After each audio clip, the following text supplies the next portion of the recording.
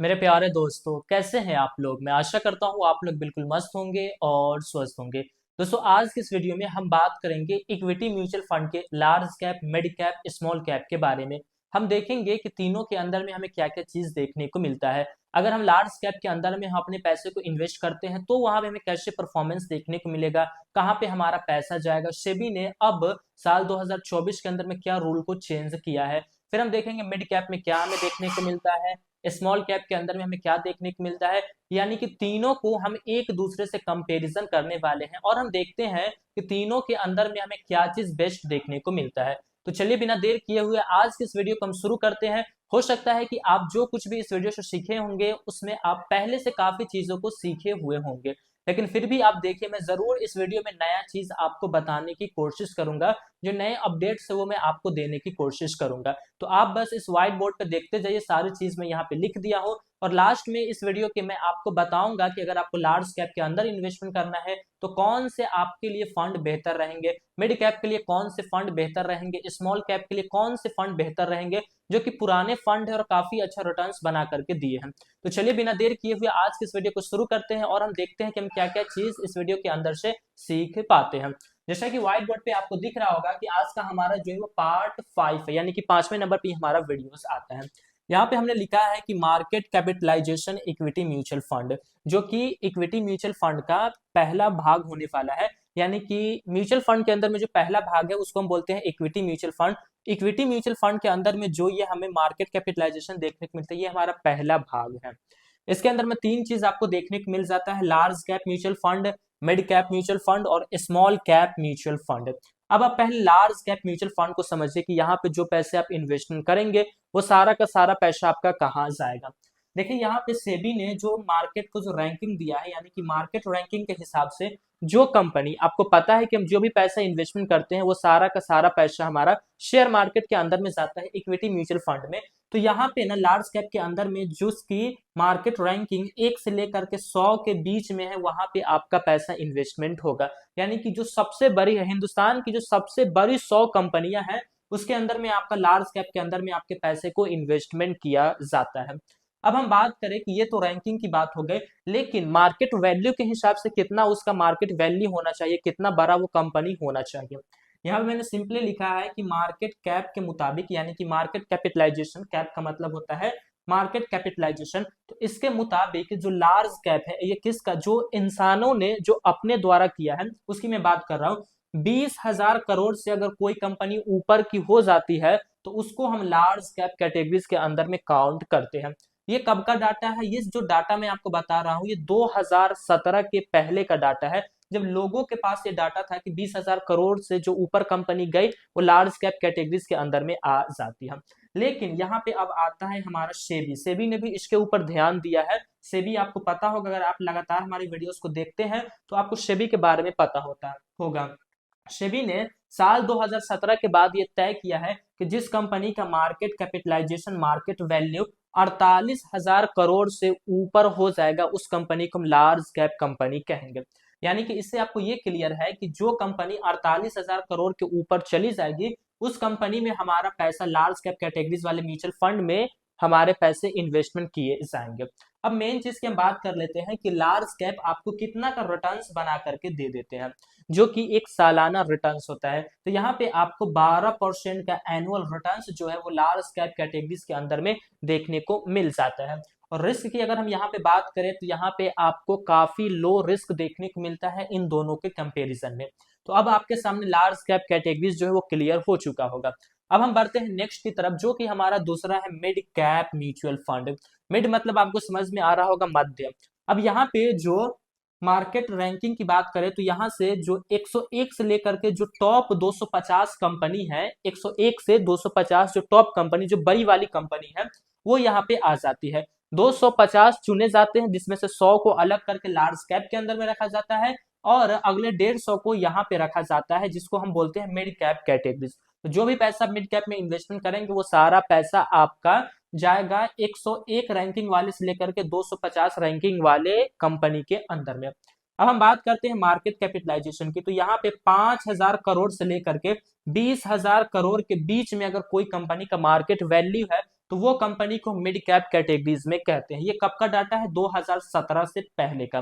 लेकिन सेबी ने जो हमें बताया है वो है 16,000 करोड़ से लेकर के 48,000 करोड़ के बीच में अगर कोई भी कंपनी का मार्केट कैपिटलाइजेशन है, मार्केट वैल्यू है, तो वो कंपनी हमें मिड कैप कैटेगरीज के अंदर में देखने को मिलेगा। अब हम बात करते हैं इसके रिटर्न्स की। तो देखिए मिड कैप कैटेगरीज में ना आपको थोड़ा ज्यादा रिस्क देखने को मिलता है as compare to large cap. Large cap के मुकाबले मिड कैप में आपको ज्यादा रिस्क मिलते हैं, तो इसीलिए यहाँ पे आपको रिटर्न्स भी लार्ज कैप से ज्यादा देखने को मिलते हैं। यहाँ पे आपको एनुअल रिटर्न्स 15% के आसपास का देखने को मिल जाता है। रिस्क लेवल की अगर हम बात करें तो यहाँ पे जो आपको रिस्क देखने को मिलता है वो आपको हाई रिस्क देखने को मिलता है।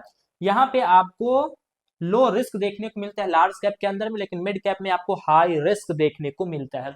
अब हम बात करते हैं तीसरे की, जिसका नाम है स्मॉल कैप। स्मॉल कैप आपको यहाँ पे समझ में आ रहा होगा, स्मॉल मतलब कि छोटा, इतना तो इंग्लिश आपको आता ही होगा, स्मॉल मतलब छोटा। अब यहाँ पे ना एक चीज समझने की चीज ये है कि यहाँ पे जो कंपनी की मार्केट रैंकिंग है 251 से लेकर के 5,000, अब देखिए 5,000 है। 5,000 मैंने इसलिए लिखा है क्योंकि स्टॉक मार्केट में 5,000 से ज्यादा कंपनियां लिस्टेड है, यानी कि आप उसमें ट्रेड कर सकते हैं, उसके कंपनी के शेयर्स को खरीद बेच सकते हैं। तो 5,000 कंपनियां वो सभी कहाँ आ जाती है? स्मॉल कैप कैटेगरीज के अंदर में। 250 तो हमारा इधर आ गया है, 100 आ गया हमारा लार्ज कैप के अंदर में, 150 आ गया मिड कैप के अंदर में, बाकी जो भी बचता है वो सारा का सारा हमें स्मॉल कैप के अंदर में देखने को मिल जाता है। तो 251 रैंकिंग से लेकर के 5,000 रैंकिंग तक जो भी कंपनियां हैं वो सारी की सारी कंपनी हमें स्मॉल कैप के अंदर में देखने को मिलती है। अब हम बात करते हैं इसके मार्केट कैपिटलाइजेशन की। तो 5,000 करोड़ से अगर नीचे की जो कंपनी है उसको हम बोलते हैं small cap company. Mutual fund की बात है तो यहाँ पे हम यूज कर सकते हैं स्मॉल कैप म्यूचुअल फंड, वैसी कंपनी को हम बोलते हैं। 5,000 करोड़ से जिसका मार्केट कैपिटलाइजेशन नीचे का हो, ये किसका है? 2017 से पहले का ये हमें डाटा देखने को मिलता है। लेकिन सेबी ने जो हमें बताया है वो डाटा हमें देखने को मिलता है 16,000 करोड़ से अगर कोई कंपनी नीचे की है तो उसको हम स्मॉल कैप कैटेगरीज के कंपनी बोल सकते हैं। उस कंपनी को हम स्मॉल कैप म्यूचुअल फंड के अंदर में रख सकते हैं, 16,000 करोड़ से नीचे वाली कंपनी को। और अगर हम बात करें इसके सालाना रिटर्न्स की तो ये आपको 17% का रिटर्न्स जो है वो एनुअल रिटर्न्स बना करके देता है। यहाँ पे आपको काफी ज्यादा रिटर्न्स देखने को मिल रहा है, वो इसलिए क्योंकि यहाँ पे जो नई नई कंपनियां आई है, जिसने अभी स्टार्टअप किया है, कुछ ही दिन आए हुए उनके हुए हैं, यानी कि स्टॉक मार्केट के अंदर में लिस्टेड होने के लिए जितना उसका क्राइटेरिया होगा वो पूरा हो चुका है उसका, उसी को हम स्मॉल कैप कैटेगरीज कहते हैं। तो यहाँ पे जो भी है वो एक स्टार्टअप वाली कंपनी है, नई नई कंपनी है, जिस वजह से बहुत जल्द वो ग्रोथ करती है, और बहुत जल्द वो ग्रोथ करती है इस वजह से आपको बहुत ज्यादा रिटर्न्स मिलते हैं। लेकिन कई सारे कंपनी ऐसे हैं जो बहुत जल्द ग्रोथ कर जाते हैं, लेकिन उन्हीं के अंदर में से कुछ कंपनी ऐसे हैं जो डूब भी जाते हैं। इसीलिए यहाँ पे स्मॉल कैप कैटेगरीज के अंदर में आपको जो रिस्क देखने को मिलता है वो आपको वेरी हाई रिस्क देखने को मिलता है, यानी कि सबसे ज्यादा रिस्क आपको यहाँ पे देखने को मिलता है। अब इंपॉर्टेंट चीज, शायद हो सकता है कि इस वीडियो में हम कवर ना कर पाए कि इसके 3 फंड, इसके 3 फंड, इसके 3 फंड, इसलिए नेक्स्ट वीडियो में हम बात करेंगे कि कौन सा फंड बेहतर होगा। यही वीडियो काफी लंबा हो गया है। अब हम बात करते हैं कि लार्ज कैप के अंदर में किन किन लोगों को अपने पैसे को इन्वेस्टमेंट करना चाहिए, मिड कैप के अंदर में किन लोगों को इन्वेस्टमेंट करना चाहिए, और स्मॉल कैप के अंदर में किन लोगों को इन्वेस्टमेंट करना चाहिए। देखिए रिस्क के हिसाब से आप अपने पहले चॉइस को क्लियर कर सकते हैं। यहाँ पे लो रिस्क है, यहाँ पे हाई रिस्क है, और यहाँ पे सबसे ज्यादा रिस्क है। अब मैं यहाँ पे ना एज के हिसाब से मैं आपको बताऊंगा कि किन किन लोगों को कहाँ पे इन्वेस्टमेंट करना चाहिए। देखिए एज की जहां पे बात आती है तो आप यहाँ पे स्मॉल कैप के अंदर में 20 साल से लेकर के 35 साल के अगर बीच में अगर आपकी एज है तो आप यहाँ पे इन्वेस्टमेंट कर सकते हैं, और आपको करना है लंबे समय के लिए, क्योंकि कुछ समय आपको यहाँ पे देना पड़ेगा। ये बहुत ज्यादा ना रिटर्न्स जो है ऊपर नीचे होते रहता है, कभी आपका पैसा हरा दिखेगा, कभी आपका पैसा रेड दिखेगा, लेकिन लॉन्ग टर्म में आपको 17% एवरेज रिटर्न्स निकाल करके देता है। तो यहाँ पे जिसकी जो यंग एज वाले जो लोग हैं, यानी कि जो जवान है, यानी कि 20 से लेकर के 35 साल तक के लोग जो है वो स्मॉल कैप कैटेगरीज के अंदर में इन्वेस्टमेंट कर सकते हैं। बाकी ऐसी कोई लिमिट नहीं है, मैं अपने अनुभव से बता रहा हूँ। बाकी अगर मैं बात करूं मिड कैप की तो यहाँ पे मैंने 35 तक बताया है ना, तो 35 साल से लेकर के अगर किसी की एज है 45 साल के बीच में, तो मिड कैप कैटेगरीज के अंदर में इन्वेस्टमेंट कर सकता है। वो इसलिए क्योंकि एज आपकी बढ़ती जा रही है, तो आप रिस्क ज्यादा ना लिया कीजिए, ये बात आप याद रखिएगा। तो यहाँ पे अगर इस एज के दायरे में आप आते हैं तो मिड कैप कैटेगरीज के अंदर में आप जा सकते हैं। फिर अगर हम बात करें लार्ज कैप की, तो देखिए यहाँ पे अगर आपकी एज 45 ईयर से ज्यादा की हो गई है, तो आप लार्ज कैप कैटेगरीज के अंदर में जाइए। वो इसलिए क्योंकि यहाँ पे आपको लो रिस्क देखने को मिलता है और रिटर्न्स भी आपको काफी कम मिलते हैं।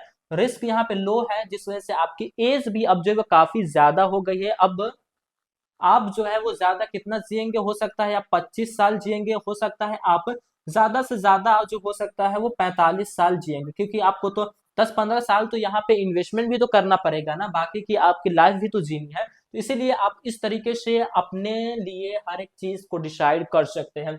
मैंने तीनों के बारे में आपको हर एक चीज अच्छे से बताया है। अब कल जो वीडियो आएगा उसमें हम बात करेंगे कि मल्टी कैप फंड किन के लिए है और फ्लेक्सी कैप फंड किन के लिए है, उनके अंदर में हम इन्वेस्टमेंट करेंगे तो हमारा पैसा कहाँ कहाँ जाएगा, सभी चीजों के बारे में हम कल बात करेंगे, मल्टी कैप और फ्लेक्सी कैप के बारे में। बाकी आज हमने जो ये आपको बताया है ये आपके लिए काफी हेल्पफुल साबित रहा होगा। और इसी टॉपिक के ऊपर एक और हमारा वीडियो आएगा जिसमें हम बात करेंगे कि किसके ऊपर कौन से फंड अच्छे हैं। मैं लार्ज कैप के बारे में 3 फंड आपको बताऊंगा, 3 फंड मिड कैप के बारे में, और 3 फंड जो है वो मैं आपको स्मॉल कैप के बारे में बताऊंगा, जो कि 10 साल पुराने फंड हो गए, जो कि सक्सेसफुल फंड होंगे। तो आप इस वीडियो से जरूर कुछ ना कुछ नया सीखे होंगे, आपको नया जरूर सीखने को मिला होगा। मैं आशा करता हूं कि आपको ये जानकारी काफी अच्छी लगी होगी। दोस्तों अगर आपको ये जानकारी पसंद आई है तो आप हमारे इस वीडियो को लाइक कीजिए और हमारे इस चैनल को वारिस फ्रेंड्स को सब्सक्राइब कीजिए म्यूचुअल फंड से जुड़ी हुई हर एक वीडियोस को देखने के लिए। तो फिर मिलेंगे दोस्तों एक नए वीडियो में, तब तक के लिए जय हिंद जय भारत, अल्लाह पाक आपको सलामत रखे और आप हमारे वीडियोस को इसी तरीके से देखते रहें।